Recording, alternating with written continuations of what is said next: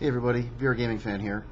I want to do this video to compare the online stores that are available for the two major VR platforms, which is the Vive and the Rift. So for the Vive, the platform is Steam and Steam VR, and for the Oculus Rift, it is the Oculus Store. Now, first off, there is refunds. Oculus Store, no refund policy. You cannot get a refund on anything you buy in the Oculus Store. You know, it doesn't matter if you can't get it to work. It doesn't matter if it sucks. You can't get a refund. On Steam, they have a very generous refund policy. You can basically get a refund on anything. And especially in a burgeoning market where there's a lot of shady developers that are putting out really crappy, practically fraudulent products, and overcharging for them, and you can really easily get ripped off. And I mean, this is an issue just in gaming, PC gaming in general, because it is so open and anyone can do software for it. You don't need special developer licenses or anything like that. You get some really crappy stuff out there. Now, some of that really crappy stuff is just, you know, someone in his basement, and he's doing his best, but he's still not very experienced, and he doesn't charge for it, and that's fine. And there are a bunch of free titles. I've got at least a couple of dozen, probably more, free titles for the Vive off of Steam. Some of them are cool, some of them aren't so cool. But there's also a lot of titles out there that charge way too much for way too little. And when you run into one of those, you feel like you got ripped off. Now on Steam, you can simply get your money back. On the Oculus Store, you can't. Now another feature is the ability to interact with and control your Windows desktop, because you can't do absolutely everything from within the VR environment. Sometimes you need to access your Windows desktop to change a setting or go into your control panel or whatever it is you need to do. You can do that with Steam VR.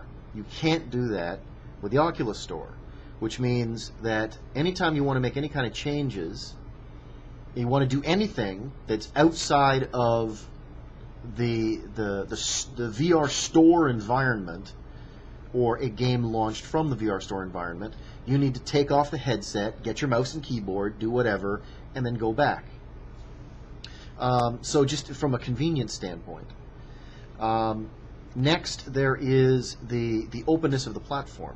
With Steam games, you can run them on anything you can get them run them on. So a Steam game that is like sit-down VR, for example, you can use on the Rift or the Vive, no problem. If it's stand-up VR that doesn't require a motion controller, you can use it on both. If it's stand-up VR that does require a motion controller, you'll be able to eventually use it on the Rift once their touch controllers come out. Steam doesn't put any restrictions, so anyone can make games and publish them on Steam, and you can use the games that you buy on Steam on any platform you want. Whereas with the Oculus Store, they use DRM to restrict it so that the only thing you can ever run anything you buy off the Oculus Store on, without hacking it, is on the Rift. Now, you may think, well, I own a Rift, so what? Well, you may not always own a Rift. What if you decide you want to get a Vive? Or, say, if you hate the Vive. You absolutely despise it, you had some bad experience with it, or it fits your head strangely or whatever, and you absolutely can't stand the Vive, whether you have a good reason to feel that way or you don't. You don't want a Vive. Maybe you want to get a Fove. Maybe you want to get a Star VR. Maybe you want to get a headset that hasn't even been developed yet. You can't. Well, you basically have an option. Get that headset and throw away all of the games that you paid all that money for, or don't get the headset. You're locked into buying Oculus products only. So you get the Oculus Rift CV1, and then the Oculus Rift CV2, and so on and so on and so on. This is to the point where actually Palmer Luckey out and out lied and said, you know, we have these exclusive titles on the store, but if people want to use aftermarket mods so they can use them on their headsets, I don't care. He actually even treated anyone who claimed otherwise as if they were some tinfoil hat conspiracy theorist. And then less than 5 months later, released DRM that specifically blocked out aftermarket mods that allowed Oculus software to be used on other headsets. Not only screwing over customers, not only lying, but also shooting themselves in the foot, because you're limiting your customer base. See, if the stuff that was available exclusively on the Oculus store would still work on any headset, then people who own a Vive or a Fove or a Star VR or whatever would be tempted to go to the Oculus store and buy Oculus games to use on their equipment. But you can't. You cannot run anything from the Oculus store unless you have an Oculus Rift plugged into your machine.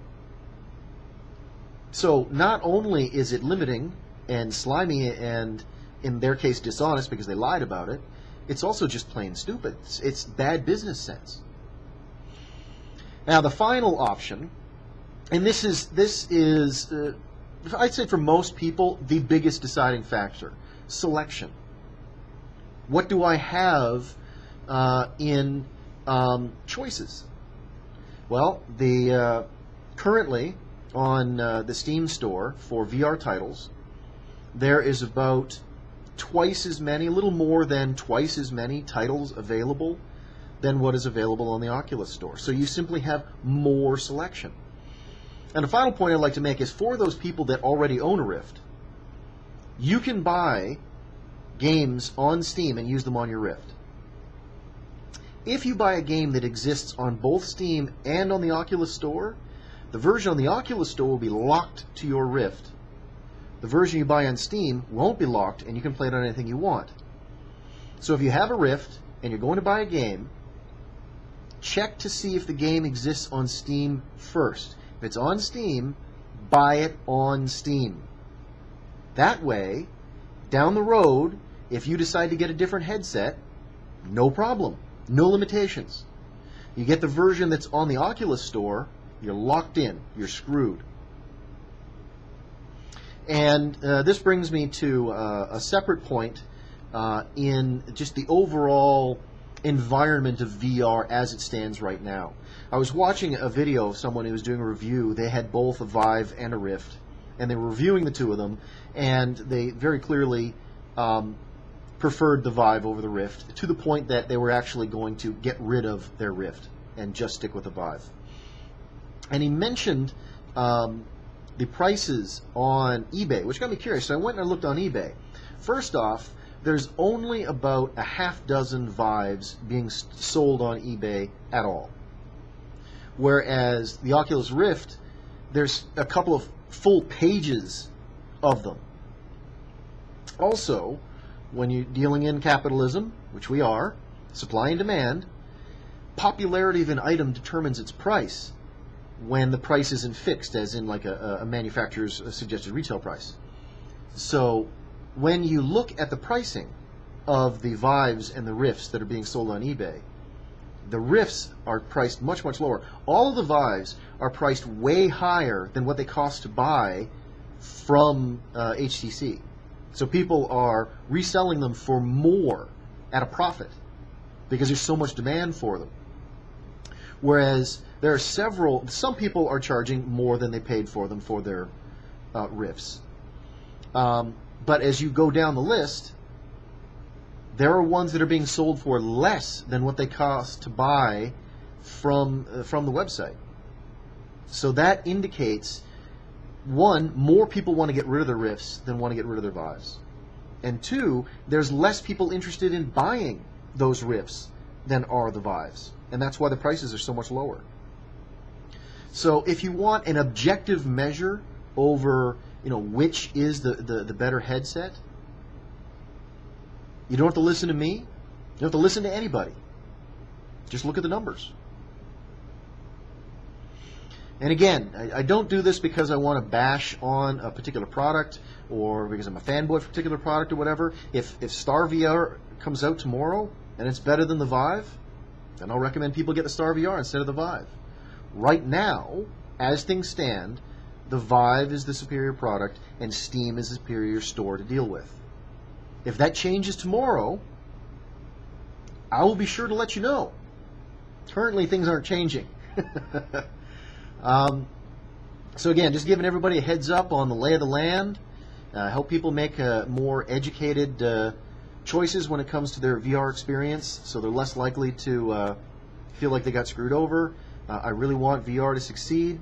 You know, most of the people here, people that are listening to me, are people that are interested in VR. They want VR to succeed.